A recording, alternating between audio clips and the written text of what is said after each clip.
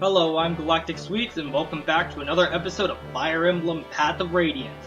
Last time, we managed to save the Empress of Begnion, Apostle Sanaki, and today we've been invited to join her in Begnion.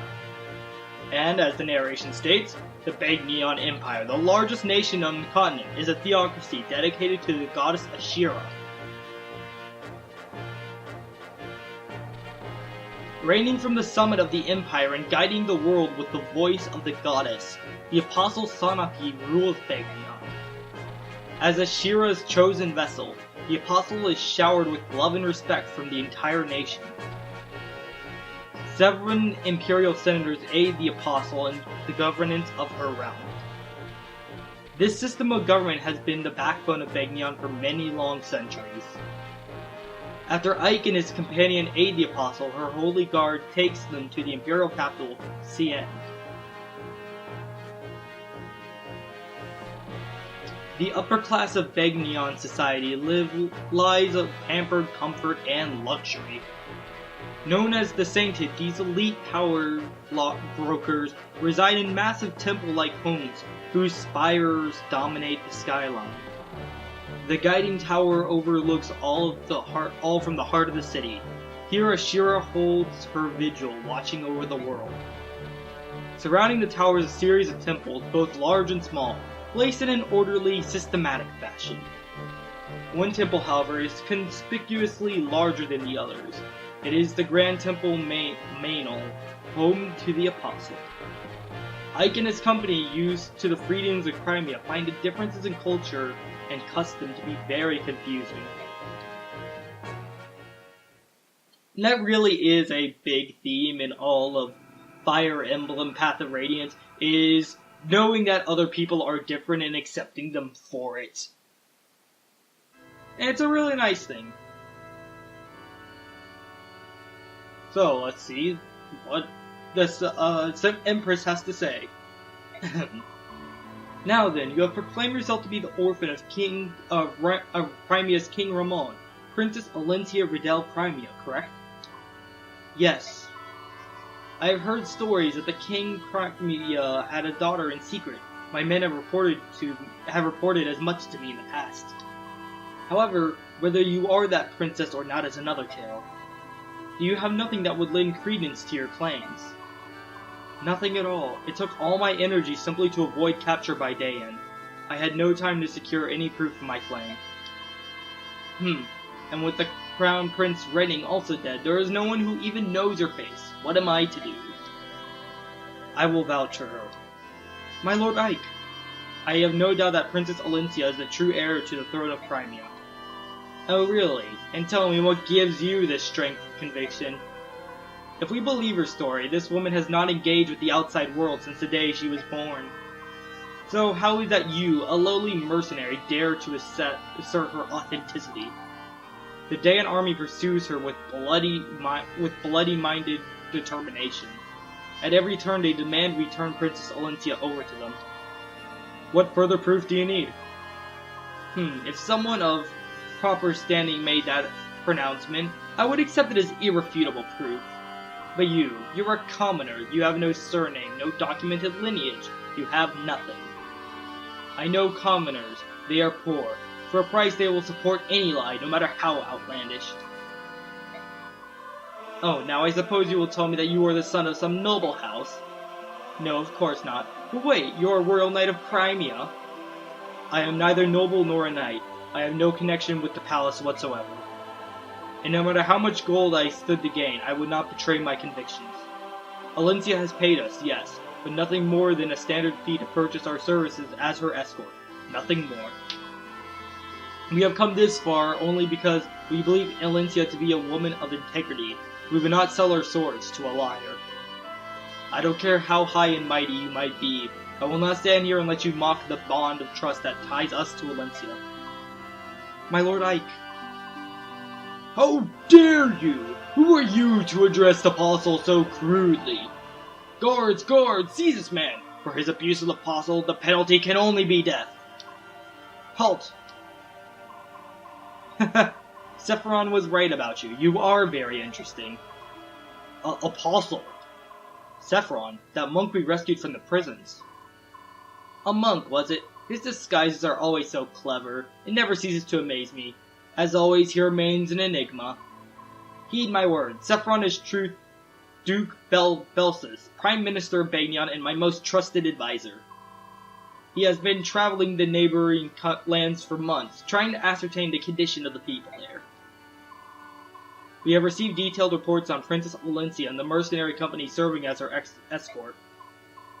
So, you knew we were coming. You knew who we were all along. Yes, I apologize for testing you.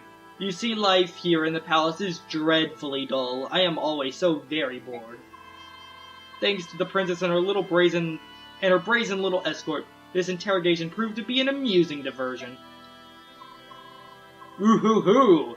So that's what this was. How very like you, Apostle. A cunning game of wits and words, simply smashing.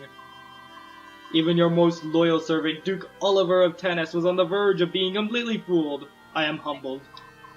Ho ho ho, come Duke Lekian. Or Lekain. Ahem, it was all a ruse, was it? Oh, Apostle, do you tease us so mercilessly? Still, it was not such a bad way to amuse ourselves, was it, Duke Hetzel? Oh, too true, my good Duke. Princess Crimea, it appears that you have put quite a smile on the face of our beloved Apostle. What an honor that must be, ho ho! I suppose. Madness! Oh yes, I almost forgotten all the fun. Sephiron has already vouched for your identity as the true princess of Crimea.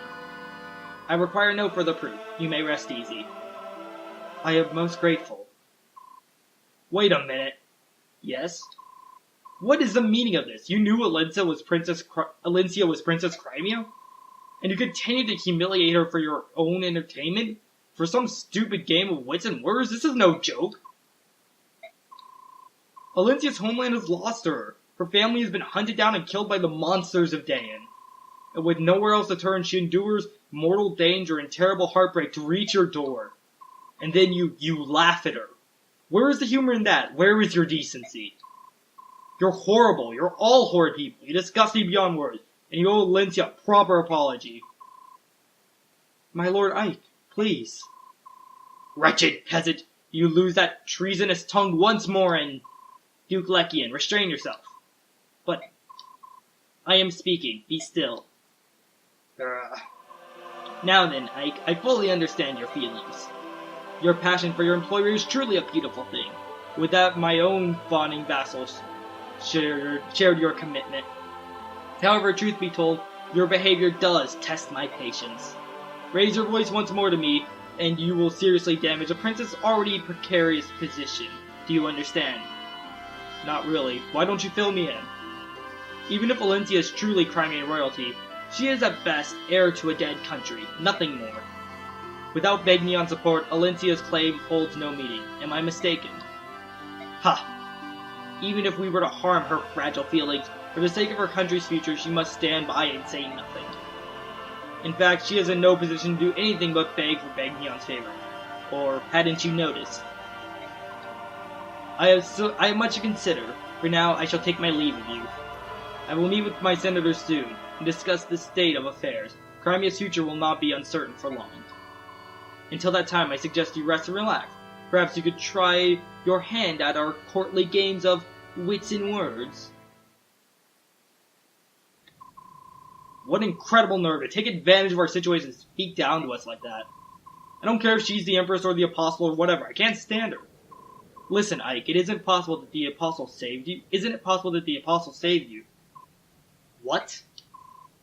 Titania is correct. Begnion is a nation ruled by time-honored custom and ancient conventions. You insulted the apostle, the very symbol of their way of life.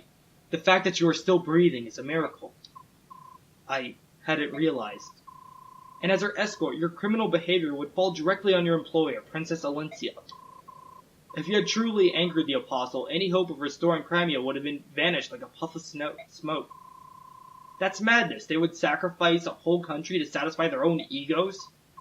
Ike, this may not be much of an answer, but letting madness rule the day is the prerogative of nobility.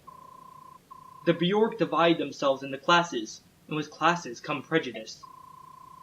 From the moment of our birth to our final dying gasp, we commoners know we are not allowed to defy the upper classes. Princess Alencia, I'm sorry. My ignorance does not excuse my stupidity. I am truly sorry. No, what you said in my defense and in my honor, it made me very pleased. Huh? To see you so angry on my behalf, your words filled my heart. Do I sense a ship coming? I mean, I can't make a ship joke because we're not actually on a ship anymore. God dang it, Ike, you got off the ship too fast. It wasn't as noble as you make it sound. However, there is one point that I would contest. It is true that I've lost my family and my home. But I did have people to turn to, people to rely on. My Lord Ike, you and your company were at my side. For me, this has been the great source of inspiration and of happiness. Princess Alencia. My Lord Ike, please call me Alencia. Oh my god, it's happening! They're on a first name basis now, do you see? This is the ship. And people ship Ike with Soren, but that's a conversation for another day. Would that be improper, wouldn't it? That would be improper, wouldn't it? I mean, your employer, and you called me so earlier. I did? Really? Did he? I'm actually a little curious, because I wasn't really, paying attention. So if we scroll back, let's see, Ike speaking. Yep, no, he straight up says Alencia's homeland is lost to her. So yes, she is correct. Ike did not actually refer to as Princess Alencia when he went on his little rant. Interesting. You didn't notice? No, oh, my apologies. I'll be more careful. Well, I suppose we should go. They have prepared rooms for us. My Lord Ike. And I know the way she constantly refers to Ike as my Lord Ike, I think comes from the fact that in Japanese she referred to everyone as name in sama. Sama being a prefix, or not prefix, being a honorific that you attach to the end of a name in order to indicate someone of nobility or whatnot. That being said, yeah, that's just how it was translated into English. So, whoops, kicked a water bottle. There were no casualties and yeah, okay. Thank you, Soren. And so just interesting stuff like that. That's why Alencia always says my lord. It does seem out of place. It does seem to me, and perhaps it could have been translated a little better, but I think it works. And it goes to show that we have a support between Leaf and Ike. Let's do it. Yah! Ha! Who's there? Training hard? Leaf, were you watching me?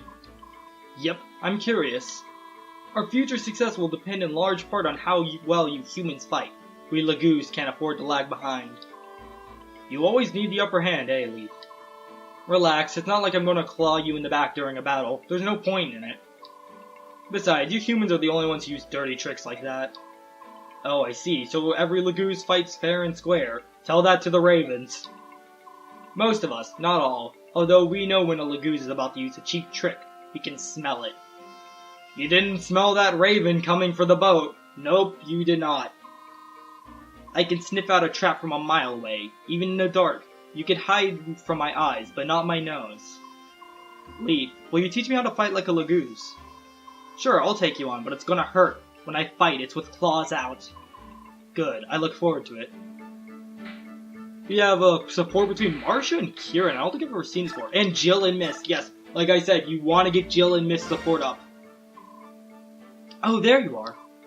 Back again, Mist. Uh-huh, because you didn't join us for supper. Again. No one wants to share the table with a Dayan soldier. It would ruin the meal. My brother says he doesn't care. He says that. And I'm just glad to have someone close to my age traveling with us. So come on, let's go eat something. I can't. I'm sorry. I see. Well then, I'll just have to bring food to you. I'll be right back. But, hold on a second. I mean, it's still better than looking for, wandering around a boat with a plate of food looking for Volk. For last we'll see Marcia and Kieran. Ho ho! I would love to have a chance to train with a Pegasus Knight. It could only increase my mighty skills. Oh, here comes one now. Marcia! Huh? I would like to have the pleasure of... Oh, pardon me, I forgot to introduce myself. My name... I already know who you are. Crimean Royal Knight 5th Platoon Captain Kieran. Did I get that right? How did you know my name? Not to mention my post. Maybe it was the fame I won during our last battles. No, I was only semi-glorious. Or perhaps I've injured you and yours with a past transgression. Are you here to have revenge? I can't speak. Are you here to revenge yourself on me? No. Ho ho, then tales of my valor must have spread to other countries. Perhaps you knew the time I slew the giant spider of... Nah, that's pushing it. But it is possible. But let's see. It's also possible that... Hey, meathead. Yeah, what? Don't scare me like that. We all know your name. You announce yourself every time we fight. I'm Crimean Royal Knight, 5th Platoon, Captain Kieran. See me and tremble. Well, that explains it. So, how can I help you? Huh? Didn't you want to ask me something? Oh, that's right. What did I want to ask you?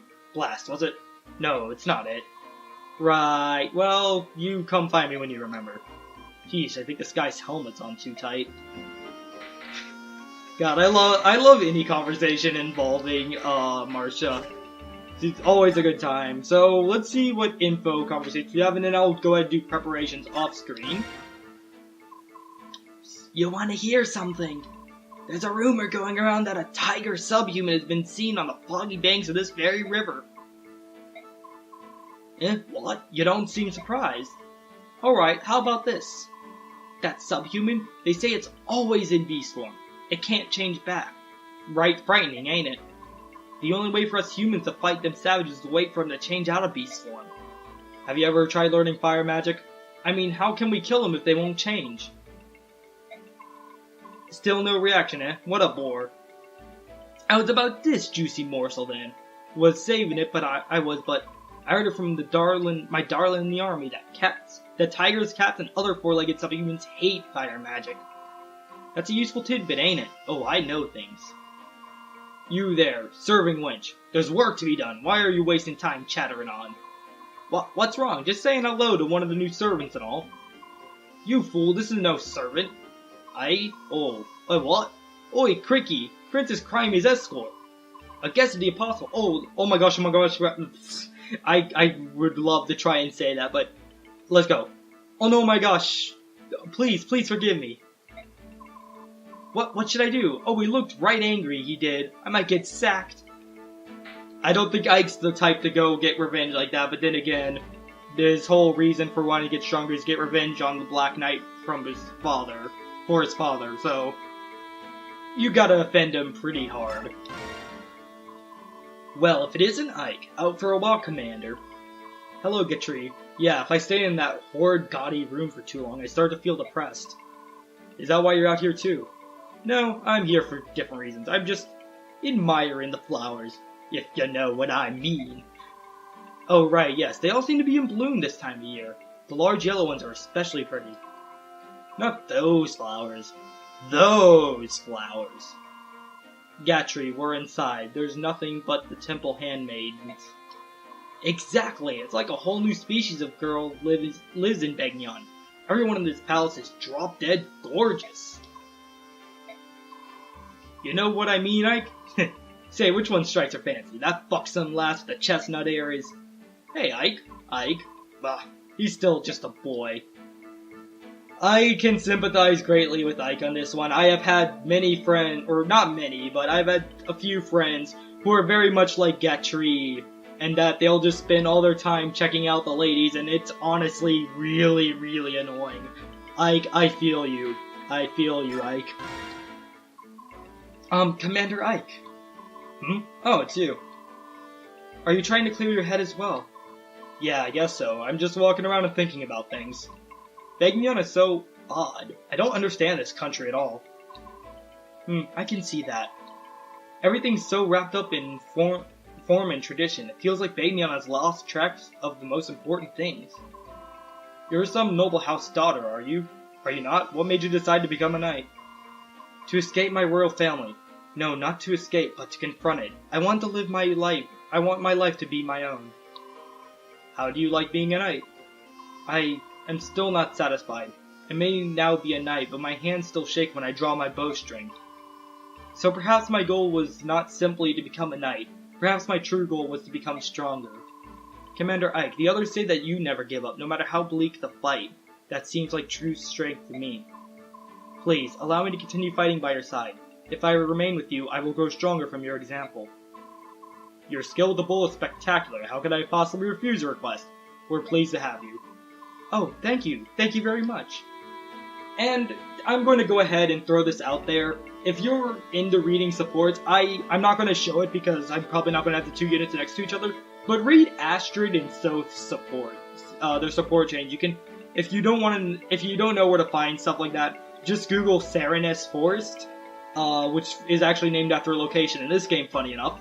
And look up their Path of Radiance section. They have all the support conversations. Just be wary that there are spoilers. They're generally good about marking them, but occasionally you might wander into something that's generally you shouldn't have any issue.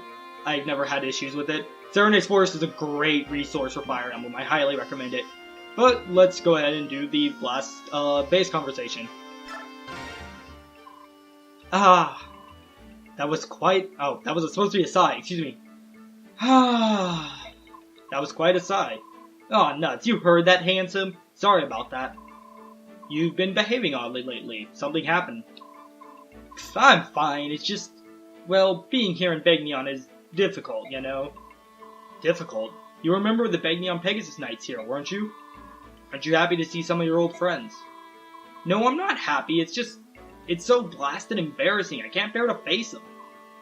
What? I told you why I resigned from... told you why I resigned my knighthood, haven't I? Yes, you're searching for your brother. It's my brother's fault that no-good chum bucket. Maybe we should just drop it. Huh? Oh no, don't worry, I'm fine. Don't let it get you too much. I don't want you distracted in a fight, alright? Got it, thanks. Ike's a brother too, so why is he so different from my brother? Lazy do-nothing.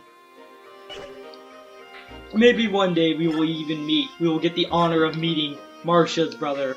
Right now, I mentioned this last time, I'm going to dump all my bonus experience onto Astrid to help her catch up to the party as quickly as possible.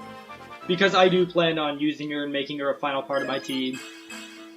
And you really don't need Magic Astrid. But we have just enough base experience to get her up one more level. Come on, Astrid. Skill. Skill. You need skill. Give me some skill, Astrid. Skill? Yes, skill. I'll take it. A little more HP is nice, but I'm glad we finally had the skill. Yeah, there's no reason to use the rest of that. So I'm going to organize items, and I will meet you guys when I am done with that.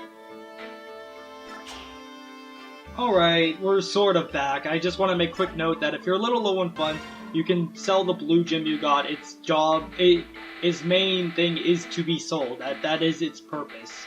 You can also totally sell these stat boosters if you want, and I'm actually thinking about using. Does that increase skill? So yes, I did want to just show, I gave Astrid an item, or a forged bow, that I'll explain the name in a second. And I'm also going to give her a secret book to help patch her skill a little. Actually, funny enough, I was watching a video recently about called Fire Emblem Pitfalls. I definitely recommend watching it. It's basically made by a person who tries to talk about what essentially common traps people who play Fire Emblem fall into. I'm not just talking about like beginner traps. And one thing he mentioned was that using stat items to patch stats, and that it would be much better to use items to patch. It would be much better to use stat raising items to actually like give you a statistical advantage. Like if you know someone already doubles them, give them an energy drop so they'll do even more damage with each double, so on and so forth, and stuff like that. And I agree with them, but at the same time I do like using base items. I do like using stat items to patch stats that might not be as high as they should be. So, just to let you know that there are different ways to use stat raising items, and I tend to be very conservative, but that is also another pitfall I mentioned, which I also agree with. And something I found myself getting to a lot when I played Fire Emblem early on. But we'll get into that when we actually get into the map itself. I'll continue my conversation there. But for now, let us leave the base, because we've spent half an hour here. Geez, according to my timer we have. So it probably wasn't half an hour for you, but hey. I am so bored. We've been here for 5 days already, and there's absolutely nothing to do. They gave me free reign to wander the temple, but I've seen everything. I'm tired of it. I take it Princess Alencia has been invited to yet another social gathering. A little time off is one thing, but this... I guess I'll get in some fencing practice. Ike, the captain of the Apostles' Holy Guard, is heading this way. I beg your pardon. Are you and your mercenary company enjoying your stay here in Begnion? Is there anything you find wanting? There's nothing to do and Mist is bored. Ike, why'd you say that? Weren't you just complaining about the exact same thing to me? You said you were bored and tired of everything. That doesn't mean you should go spouting it to everyone. Oh, you're such an idiot, Ike. My apologies. Neither of them meant any offense. They're just frustrated. Yes, I understand that. I will pay it no mind. Do you have some reason for coming to speak with us? I bring word from the Apostle. She wishes to charge you with the task. The Apostle wants to employ us?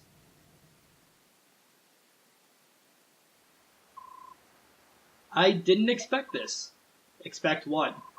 Your reaction. I thought that you would be spouting and fuming at the thought of working for the Apostle. If Princess Alencia can tolerate endless social gatherings to judge Begnion's mood and garner her favor, then the least I can do is help her earn points by running an errand or two. Ike, they're coming. So we lay in wait for them here, right?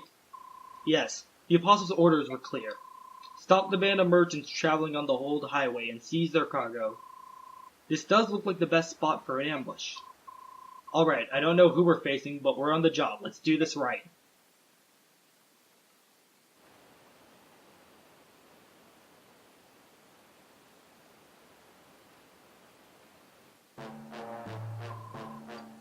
Oh my god, I forgot how silly this guy looked.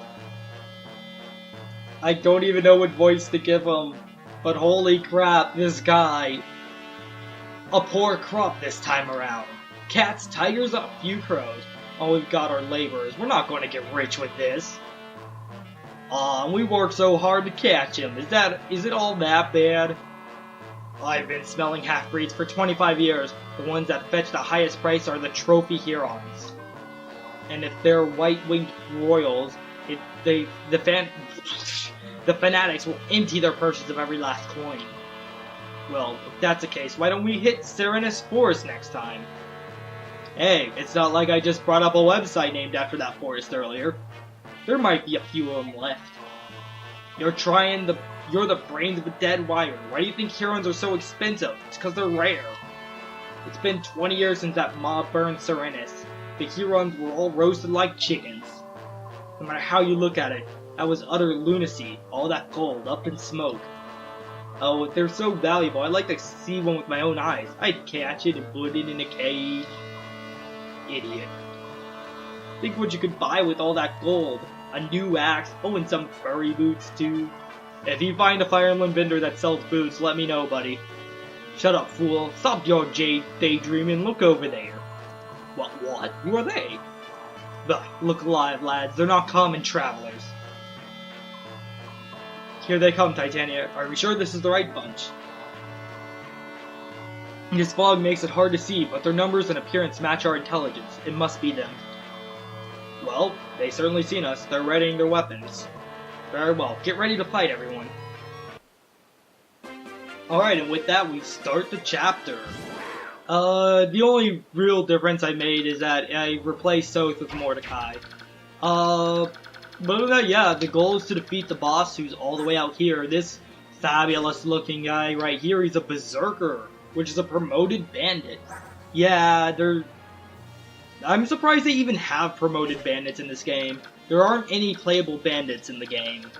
And, yeah, but there are a lot of bandits around, and speaking of which, there are houses.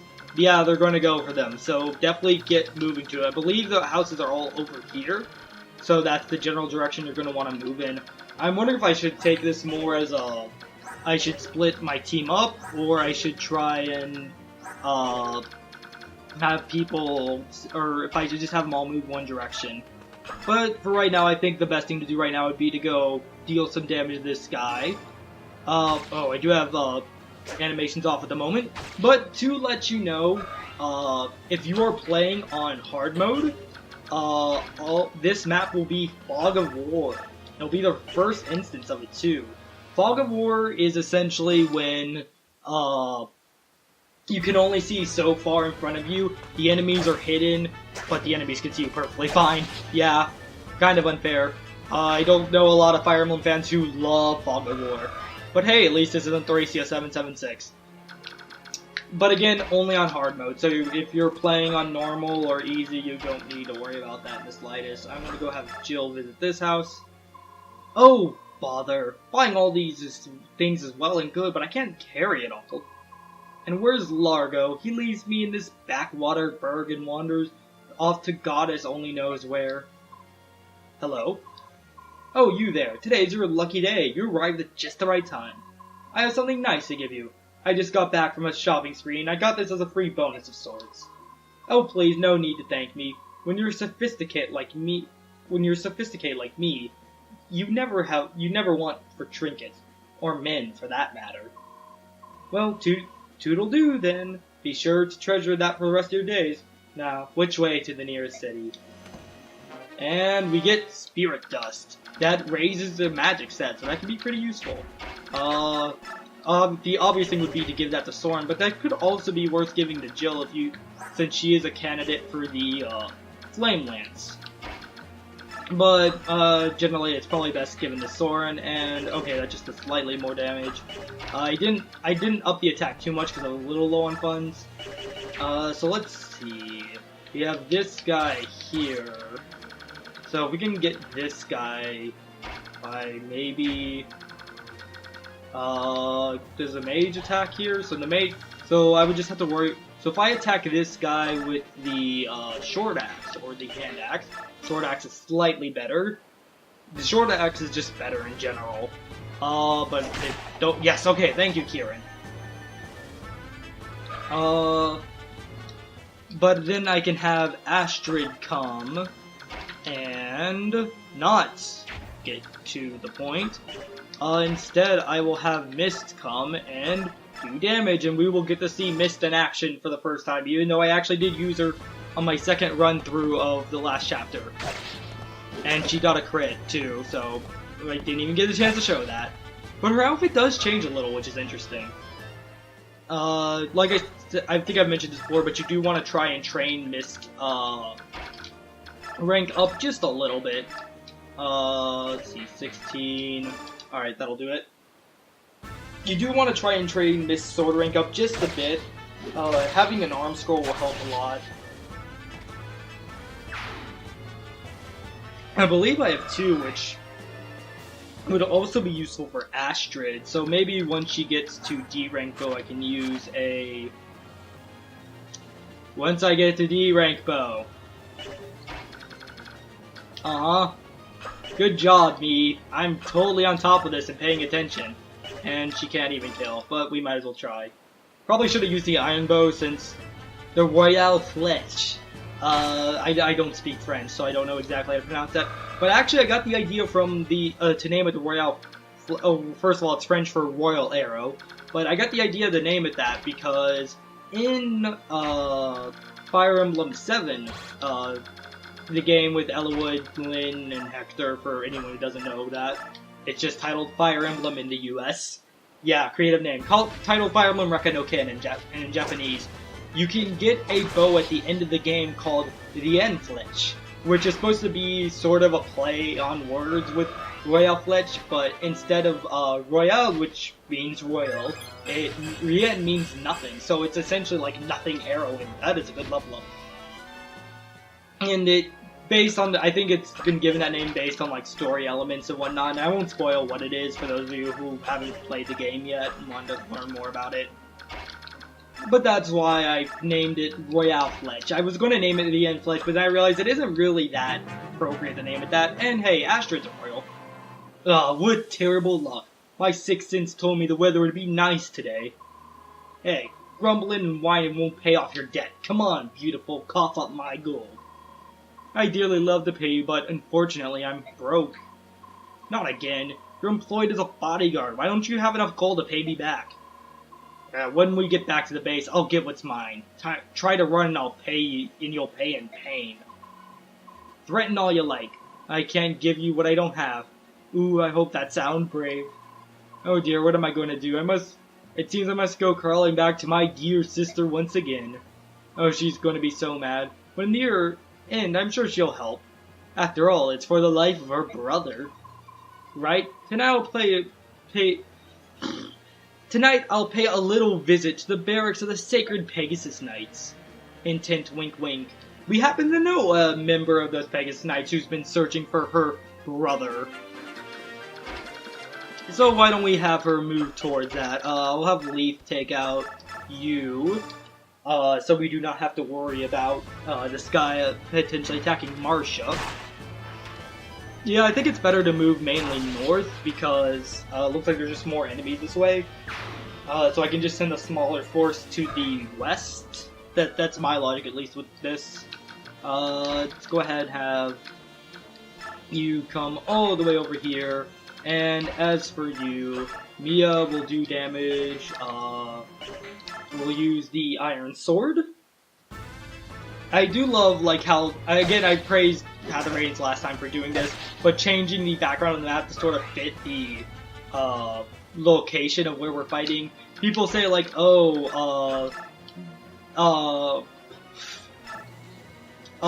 frick, I had a mind blank. Great riveting commentary, right? Fire Emblem Fates was the first to do that, to have the background match the scenery of where you're fighting, because Awakening just had a bunch of generic backgrounds that it cycled through, and some of them were a little tailored, but not much. But really, Path of Radiance did try it first, and that's pretty neat to know. And I don't know of any game earlier than Path of Radiance, because I'm pretty sure, for the most part, games had generic background, or battles had generic backgrounds up until Path of Radiance. I know the GBA games have generic backgrounds. Honestly, we could probably have Jill start to head this way.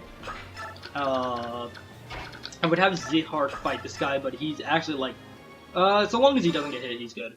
Go, Zihark! Destroy him! Though I swear, he's been getting hit by everything. But thank you for dodging that, by the way. I really appreciate that, Zihark. Really, really appreciate that. Javelin? Astrid? You can get the kill. You need more kills, so I'll give it to you. And hey, you have Kanto, so you can catch back up. See, it was all according to plan.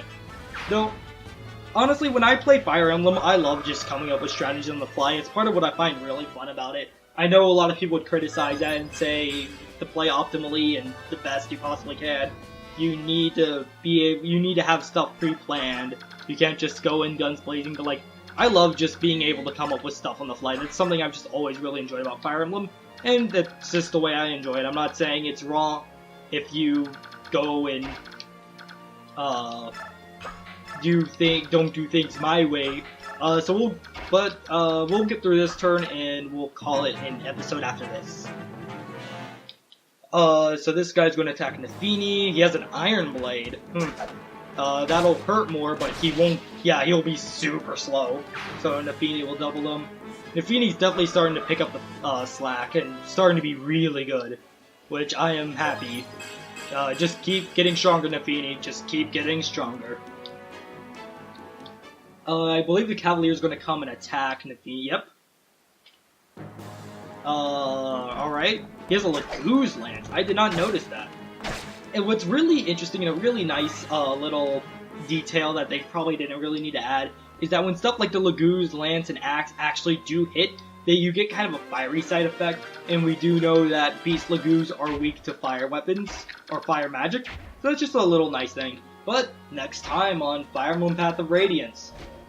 We have a talk prompt, but we're gonna wait until next episode. Yeah, but don't worry, it'll be worth the wait. Thank you guys so much, and until next time. I'm gonna do this, because I like getting more of a scenic view of the map instead of just top down. Bye.